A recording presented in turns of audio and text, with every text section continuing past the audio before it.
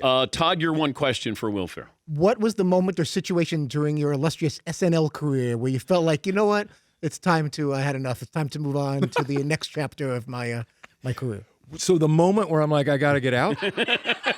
Yeah, when you felt like, I think it's time to move on to bigger and better things. I have this on my resume. I've done all I can do. How much thought did you give this? I was thinking about that it was for a worse moment. than Paulie's question to I concert. think it's a legitimate question. All right. You get to Well, a when point did you know you were washed I on really, Saturday Night Live? I should walk out at this point. No, right? no. I'm sorry. That wasn't meant to be offensive. I don't know. Yeah, I don't know if there was a moment where I'm like, I'm done. I better leave.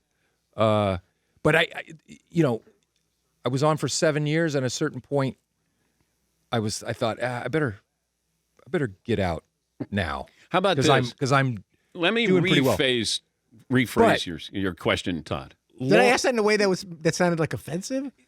Well, It was meant to be. It was meant to be that I'm ready to do something else. I've done at such a high level, and I'm ready for the next challenge. If you have to explain your question, that's how it was meant to be. This is a disaster. It is from start to finish. This is when did you realize though that you'd kind of become, in pop culture, that you were more than just somebody who was on Saturday Night Live, that now it was something bigger? Well, you have to remember Saturday Night Live being late night TV. It's not. It's like dog years. 7 years equals like 1 year of primetime television. If you're the cast of Friends, so many people are watching that. After 1 or 2 seasons, you become iconic. At the end of 7 seasons of Saturday Night Live, people were just now knowing what my name was. When you were washed up, leaving. When I was washed up, leaving. Saturday Night And they were like, "Good luck, pal." You're gonna need it. But I kind of left.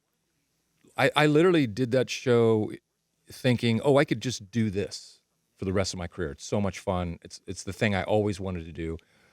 But I thought, well, I'm doing pretty well right now. It's now the good time to leave and test the waters. And I kind of, there wasn't like 20 scripts waiting for me.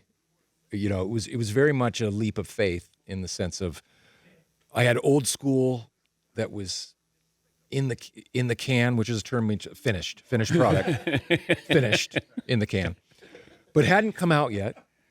And then we had this script about a human raised by elves up at the North Pole that was an interesting concept, but needed a lot of work. But that hadn't even been set up yet. And so that was kind of, I just thought, for better or for worse, I'm gonna leave the show and see what happens. But did you have a sense, though, when you're leaving, that old school, was your career sort of riding on old school success? A little bit. And it had been, it was originally supposed to come out in November, and then it got pushed to February, which is usually not a good sign when they hold on to a movie. And so, it was definitely a leap of faith, but. And then Elf, you've talked about where you thought you might have made the biggest mistake of your life. Yeah. In the yellow tights, sitting alone in my trailer. But just looking in the mirror going, what else can I do when this all goes downhill? I can't imagine of you sitting in your double banger. Yeah, in my double, and it was not even. And you're in costume. I'm in costume, all by yourself, with a little tiny electric heater at my feet because it was freezing. December in New York. And, but when did you know that was? Because you get James Caan. Yeah, and you had some really interesting.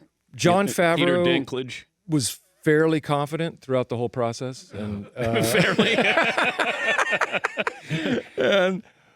But it wasn't. I'm sure Sandler's talked about it. I'm sure you've had a lot of actors talk about it. Like, you don't know till you're sitting with the audience watching the film. Oh, so even after the fact, and just sitting in that first preview, and you're it's an intense opening night. How nervous though are you? Pretty nervous. I'm not nervous anymore when I'm at these test screenings. But it was, you have butterflies in your stomach, but we can't think of Christmas without Elf now. You I mean, it's in there with you can't. like if 4 you or do, I'll sue you. 5. But you got It's a Wonderful Life. Sure. You got Ralphie, Christmas Yep. Story, Yep.